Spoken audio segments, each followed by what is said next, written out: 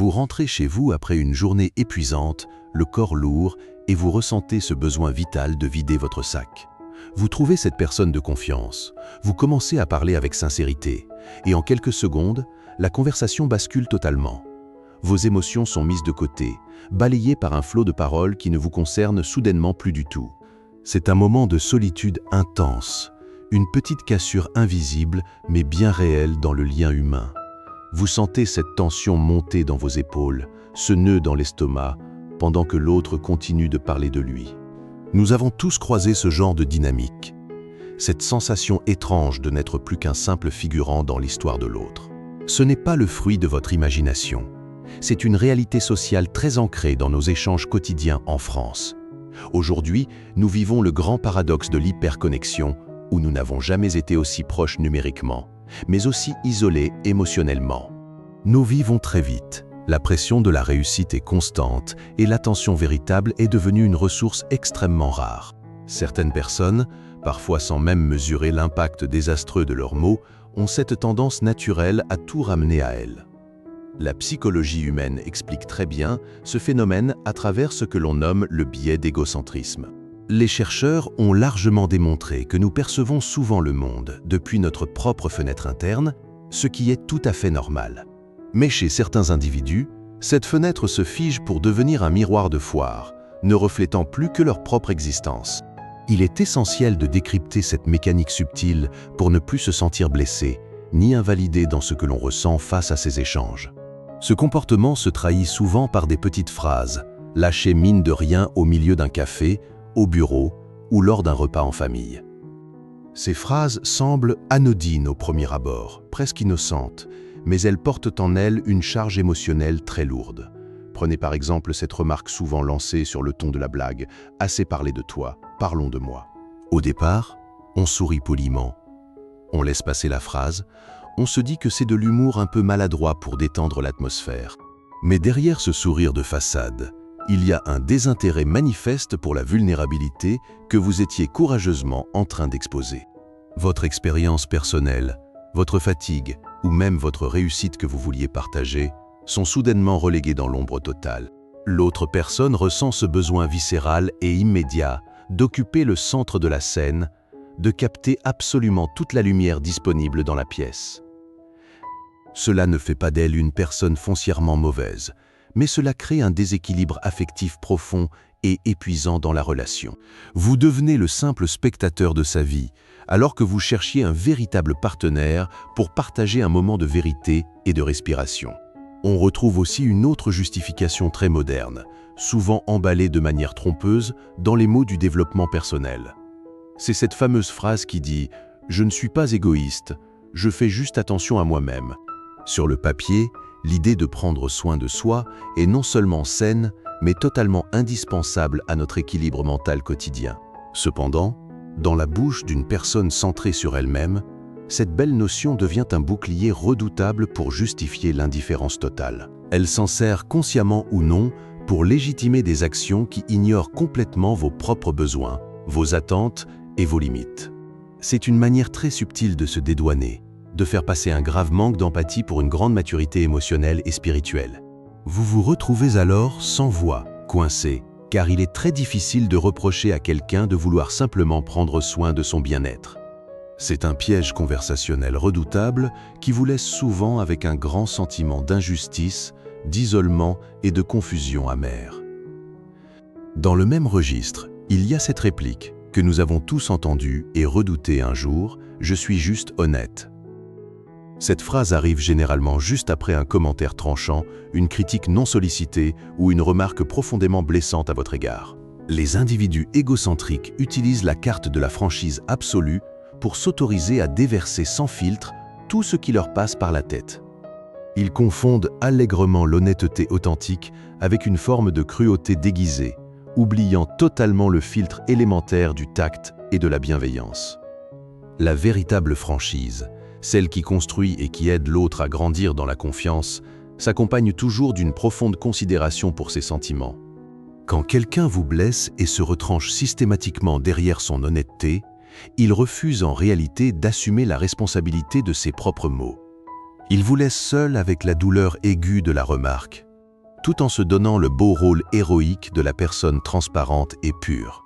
Cela crée inévitablement un climat de méfiance, où vous finissez par peser chacun de vos mots pour éviter de déclencher la prochaine critique foudroyante. Il y a aussi cette déclaration d'indépendance souvent proclamée haut et fort comme un trophée d'invincibilité « Je n'ai besoin de personne ». Dans notre société actuelle, l'indépendance est valorisée à l'extrême, perçue à tort comme le sommet absolu de la réussite et de la force personnelle. Mais affirmer ne jamais avoir besoin de l'autre est très souvent le masque lourd d'une immense et inavouable fragilité intérieure. Les personnes qui ramènent tout à elles préfèrent prétendre à une autosuffisance totale plutôt que d'admettre leur dépendance affective naturelle.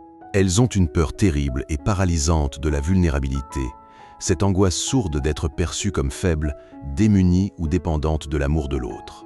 En rejetant le besoin de l'autre, elles s'enferment dans une tour d'ivoire glaciale, coupant court à toute possibilité de véritable intimité relationnelle. Pourtant, nous sommes des êtres profondément sociaux, notre système nerveux et notre survie psychique dépendent directement de la chaleur et de la qualité de nos liens. Entendre quelqu'un vous affirmer froidement qu'il n'a besoin de personne, c'est entendre en filigrane qu'il n'a pas non plus besoin de vous. Cela vous positionne de fait comme une simple option, une présence agréable mais parfaitement remplaçable, ce qui est extrêmement dévalorisant et douloureux à vivre. Et quand vous avez enfin rassemblé le courage immense d'aborder un vrai problème relationnel, vous faites souvent face au terrible « je n'ai pas le temps pour ça ». Cette petite phrase, qui semble juste traduire un agenda surchargé et une vie active trépidante, cache en réalité une hiérarchisation très stricte et cruelle des priorités. Répéter à l'autre qu'on n'a pas le temps pour ses ressentis profonds, c'est lui signifier très clairement que son temps et ses émotions ont beaucoup moins de valeur. C'est une fin de non-recevoir d'une grande violence psychologique, une claque verbale qui résonne comme une lourde porte claquée brutalement au nez de vos émotions légitimes. Vous vous sentez soudainement comme un fardeau, une charge mentale encombrante dont l'autre cherche désespérément à se débarrasser au plus vite pour retourner à sa vie. Ce rejet, lorsqu'il est répété au fil des semaines, érode lentement et silencieusement votre estime de vous-même, vous poussant à taire vos propres souffrances pour ne plus jamais déranger. L'égocentrisme s'invite aussi très sournoisement dans l'échange intellectuel de tous les jours, détruisant instantanément la joie pure de la découverte partagée. Imaginez un instant que vous partagez une nouvelle idée brillante, une lecture passionnante ou une solution inespérée à un problème complexe du quotidien. Et la réponse tombe, froide, lapidaire et incroyablement coupante, je le savais déjà. Cette réplique, qui coupe le souffle, n'a qu'un seul et unique but psychologique, celui de maintenir une position de supériorité absolue et incontestable sur vous. Au lieu de célébrer l'échange des savoirs ou de creuser le sujet ensemble dans un bel enthousiasme, la personne écrase votre élan pour affirmer sa seule domination. La conversation cesse immédiatement d'être un espace de partage sécurisant pour devenir un simple terrain de compétition hostile où il faut impérativement gagner des points. Vous vous sentez rabaissé, infantilisé en une fraction de seconde, comme si votre contribution intellectuelle ou votre curiosité naturelle n'avait aucune valeur réelle à ses yeux. Ce besoin pathologique de toujours tout savoir avant les autres révèle une faille narcissique vertigineuse, une terreur absolue de perdre le contrôle intellectuel de la situation. Mais cette dynamique de domination et de contrôle atteint son véritable apogée quand vous traversez une période de crise difficile ou un échec personnel cuisant. Vous cherchez simplement un peu de chaleur et de réconfort après avoir fait une erreur, et vous recevez cette phrase implacable « Cela ne serait pas arrivé si tu m'avais écouté ».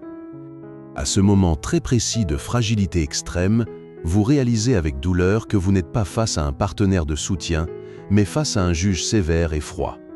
La remarque sert uniquement à vous blâmer, à pointer votre vulnérabilité du doigt, tout en mettant en valeur la prétendue clairvoyance infinie et parfaite de l'autre. Elle affirme avec arrogance que ses conseils sont infaillibles par nature, dévalorisant totalement vos propres choix d'adulte et vos propres capacités de jugement dans la vie.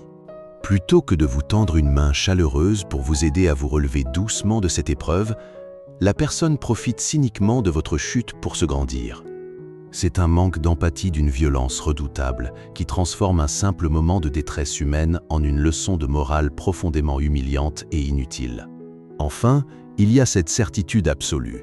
Ce mur de béton armé contre lequel toutes les tentatives de discussion finissent inexorablement par s'écraser de plein fouet. J'ai toujours raison. C'est sans le moindre doute l'affirmation la plus transparente et la plus triste d'un fonctionnement cognitif et émotionnel centré de manière exclusive sur soi-même.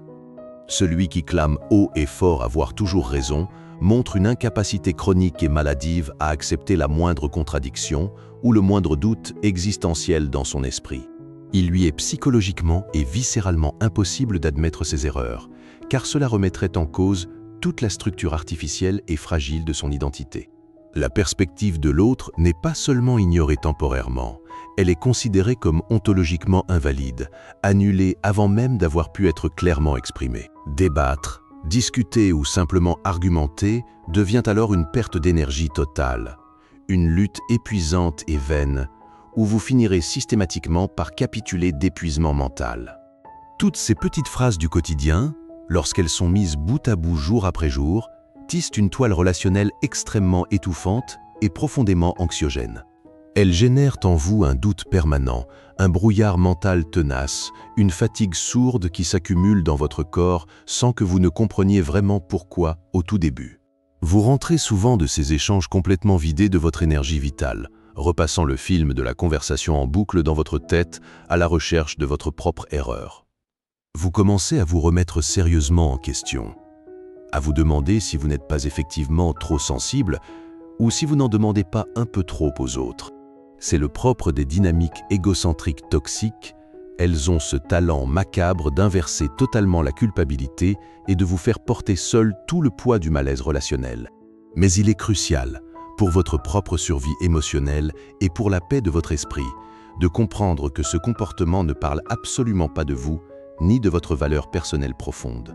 Il parle exclusivement des peurs immenses de la personne en face de vous, de son besoin frénétique de contrôle, de ses propres insécurités masquées de justesse derrière une lourde façade de fierté. Comprendre intimement cette mécanique psychologique de défense, ce n'est évidemment pas excuser la douleur bien réelle que ces mots blessants vous causent au quotidien. C'est par contre un outil redoutablement puissant pour s'en protéger efficacement, pour ne plus jamais laisser ces flèches verbales empoisonnées atteindre le cœur de votre estime de vous. Quand vous entendrez l'une de ces fameuses phrases à l'avenir, je vous invite à prendre une très grande inspiration et à observer la scène avec un peu de recul, avec une grande bienveillance pour vous-même. Voyez ce besoin maladif d'attention pour ce qu'il est réellement au fond, une tentative désespérée et très bruyante de remplir un vide intérieur constant, froid et terriblement angoissant. Ne prenez plus jamais ces remarques tranchantes comme des attaques personnelles contre votre être. Laissez-les glisser sur vous comme des paroles flottantes qui ne vous appartiennent tout simplement pas. Vous pouvez visualiser mentalement un bouclier lumineux et invisible entre vous et ces mots, laissant toute la négativité de l'autre retomber au sol sans jamais vous traverser ni vous atteindre. Vous avez le droit fondamental, le droit inaliénable, d'occuper de l'espace dans vos propres relations, de prendre la parole sereinement et d'être véritablement, profondément entendu par ceux qui vous entourent.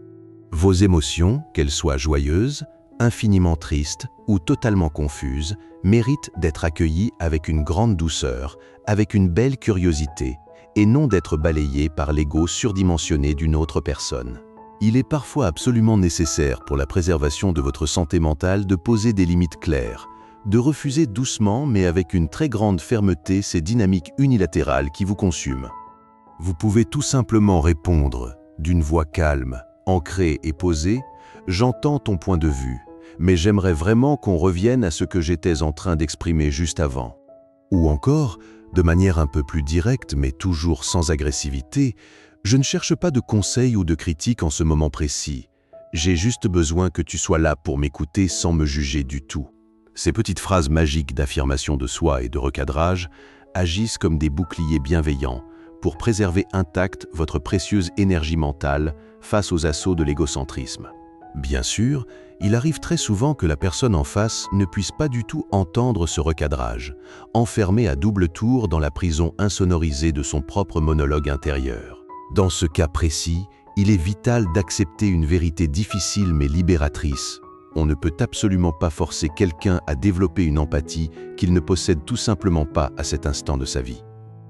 Vous devez réapprendre à choisir soigneusement vos confidents, à diriger consciemment votre temps, votre attention et votre amour vers des relations qui cultivent une véritable et douce réciprocité.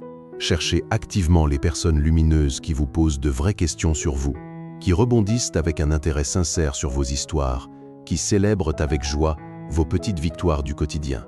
Ces liens humains équilibrés, nourrissants et profondément sains, où la parole et le silence circulent librement et sans aucune peur de jugement, sont les véritables piliers fondamentaux de notre santé émotionnelle. L'écoute véritable est un don devenu incroyablement rare dans notre monde moderne en perpétuelle accélération.